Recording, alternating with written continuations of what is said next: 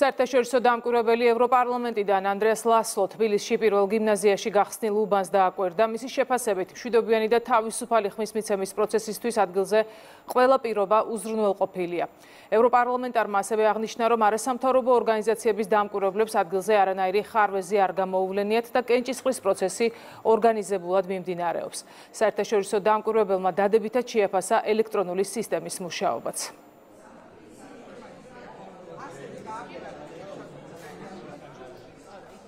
საარჩევნო უბანზე არის უამრავი ხალხი, უამრავი დამკვირვებელი, როგორც ადგილობრივი, ასევე საერთაშორისო. გავესაუბრეთ პერსონალს და არასამთავრობო ორგანიზაციებიდან დამკვირვებლებს. სამართლიანი და თავისუფალი არჩევნებისთვის საჭირო ყველა პირობა ამ საარჩევნო უბანზე შექმნილია. ყველაფერი წესრიგშია. არასამთავრობოებს ვკითხეთ, იყო თუ არა რაიმე ხარვეზი, თუმცა მათ კარგი გამოცდილება გაგვიზიარეს. ჩვენ ასევე ვაკვირდებით, როგორ მუშაობს ახალი ელექტრონული სისტემა, როგორც ხედავთ პროცესი შეუფერხებლად მიმდინარეობს. ეს საქართველოსთვის მნიშვნელოვანი დღეა. ქართველებმა თავად უნდა გადაწყვიტონ საკუთარი მომავალი. მიუხედავად იმისა, რომ საარჩევნო უბანზე უამრავი ხალხია, პროცესი ორგანიზებულად მიდის. ამ მომრჩევლებიც მშვიდობიან გარემოში აძლევენ ხმას.